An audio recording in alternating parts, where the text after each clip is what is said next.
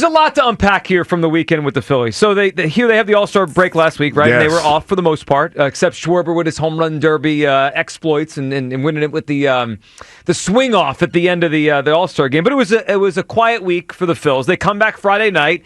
We're all ramped up for the second half. And the weekend, for the most part, was a dud. And it really isn't a surprise because the Phillies haven't played great baseball since the beginning of June.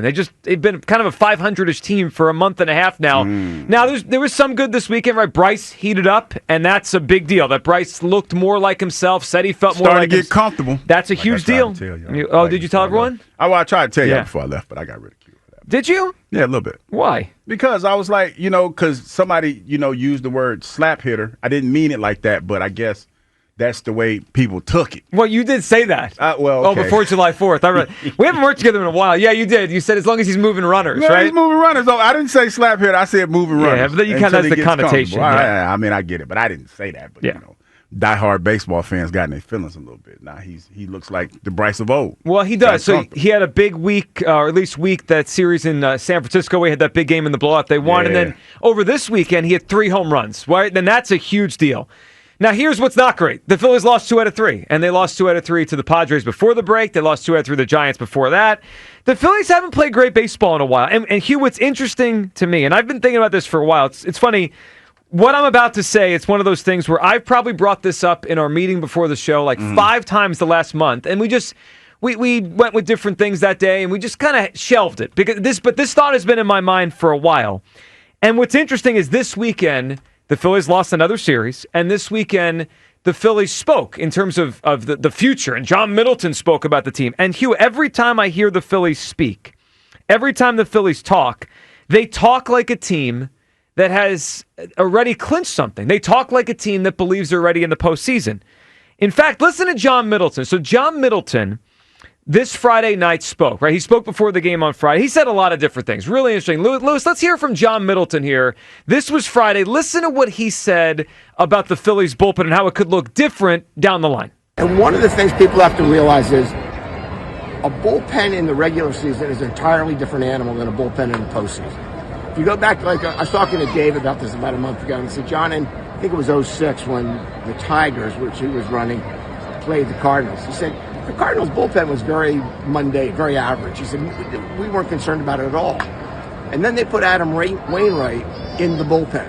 And overnight, it turned into a really, really good bullpen. And so you think about it, we only need 3 pitchers, and we don't need our 4th pitcher until the 4th game of the division series, right? So you need 3 pitchers, and everybody else goes to the bullpen. We don't need our 4th pitcher to the 4th game of the division series. That, of all the things, and we're going to get through a lot of what John Middleton said this weekend, that blew me away. The Phillies are a half game up on the Mets right now. They're not 6 games up. This isn't like last year where in the June you realized they were going to win the division. They're in a dogfight to win their own division. And then there's the muck of the wild card if they don't win the division. Look, as we look forward to the trade deadline, 215-592-9494, 10 days away, I don't believe the Phillies are even a lock to make the playoffs. This team is 20-21 since the beginning of June. They have played mediocre baseball. Now, they've started to make improvements. We'll get into the David Roberts thing, right? They signed Robertson yesterday, and hopefully he can help this bullpen. I expect them to add at the deadline in terms of a relief pitcher and another bat. But Alec Boehm's on the injured list. The Phillies have currently 3 or 4 hitters you could even trust. Their starting rotation is great. Their bullpen is bad. We know what they are. They're 20-21 since the beginning of June. I don't even believe they're a lock to make the playoffs. I found that fascinating and just like eye-opening that the owner's talking about their rotation in the second round of the playoffs. John, your team's a half up in first place. You have a losing record since the beginning of June. You got to make the playoffs first. 215-592-9494. Hugh, where do you come down? We've watched this team now for, what are we talking about? Their record is 56 and 43, right? Yes. So they've played 99 baseball games. That means there are 63 games to go in this season. Hugh Douglas, would you say right now they are a lock to make the playoffs? Yes, I think they are. I think that when you saw Bryce come back to life this weekend, that had something to do with it. And when you look at the history of this team since I've been here the last 3 seasons, they've been in the playoffs. They have. So it's one of those things to say, I think it would be I'm not going to say ridiculous because as I look at the standings, it's really tight. It's tight. It's right, tight and whoever falls out of the division, the Mets or Phillies, that wild card is it's I'm more looking at that. You're talking challenging. about they're tied for the same record, 56 wins. Then you look around, you look at the Cubs, they're right there. They got a few more wins than the Phillies, and the Dodgers are right there. The Fathers, a couple games behind you. But I feel that the way that this team is constructed, and to your point, Joey, like I'm not going to lie, after the All-Star break last year, we were still kind of in that 50-50 range. Yep. They have to be a little bit better than that. They do. They do. But I feel like they're in a good position to make the playoffs. So, yes, that's why you could be a little bullish on that because the standard has already been set, in my opinion.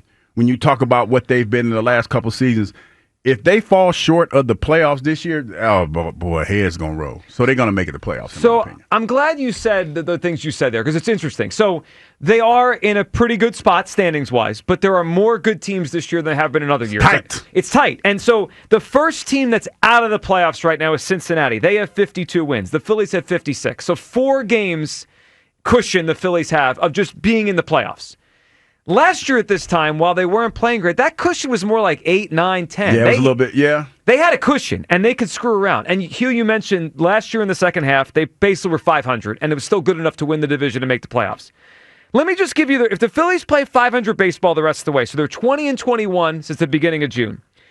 They have 63 games left. Let's say they go 32-31. Now, we all want them to be better, but if they go 32-31, that's 88 wins. I'm not sure that's enough. Like, they need to be better.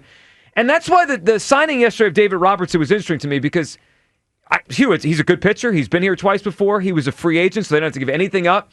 The only thing about it is... A little banged up. Well, he didn't pitch this year because he was waiting for the right contract. Yeah. So I wonder when he's going to be ready, right? I don't think if you trade for someone, they arrive here tomorrow and they're ready to go. He has to ramp up a little bit. Right. We were talking about it, yeah. I don't know if it's quite as long as a spring training, but it might be a few weeks before he's ready to pitch in games. It's another thing that strikes me as like they don't feel the need to make a move for now. They're thinking about the playoffs, which is great, but you got to get there first. 215-592-9494. Where do you come down on this? There's a lot of talk the next 2 weeks or so, 10 days, about what the Phillies need to do to win the World Series. My first view is they have to make the playoffs first, and they're only a half game up on the Mets. They're only 4 games up on a playoff spot. The team I've watched for the past month and a half doesn't look very good to me. Where do you come down? Are they a lock for the playoffs? Because that changes the way you view everything. Louis Coco is in for Kyle today. Louis, good morning. Where do you come down on the Phils? Losers of 2 out of 3 this weekend. Is this team a lock for October as we get into who they should add to try to win in October? Good morning, gentlemen. Look, before you brought up the point, if they go basically 500 baseball for the rest of the season, 88 wins. I predicted 89 wins before the season started. However, I did not think it was going to be this close in the division. Yep. Or really in the National League. So, we talked... before the show started, the Brewers, the Cubs, all these teams are really tight. It's gonna be tight. It's gonna be tight. Bryce coming back and having a big weekend. Schwarber obviously had a pretty good weekend too. That makes me feel a little bit more confident. I do think they're a lock. The past few. Even Hugh said it. They hadn't been playing super well, and still have been making the playoffs the past couple years. Yep. So I think just as a fan reaction, just a total gut reaction, I'm like, yeah, I like when the Phillies have been making the playoffs and haven't, even when they hadn't been playing as stellar of baseball. The weird thing is though, and you actually brought it up, Joe, Middleton when he spoke and him. In that clip, talking, I did clock it as he wasn't so worried about right now. Yeah. I think they need to stay locked in, put their pedal to the metal. Do not take your foot off the gas. So are they locked? To me, yes, but it is a little bit worrisome that, maybe they are going to have their eyes on October before they even got there. Yeah, so like if this was last year and the Phillies were 7 games up in the division, and then the owner's like, yeah, we're not going to need our 4th starter to the second round, that to me would be logical. Like, all right, you're going to be there. You have like a 99% chance to make the playoffs. This year's team has obviously a great chance. They're in first place. It's July 21st. But boy, they don't strike me as a team that's a lock for the playoffs, and they're talking and acting like they want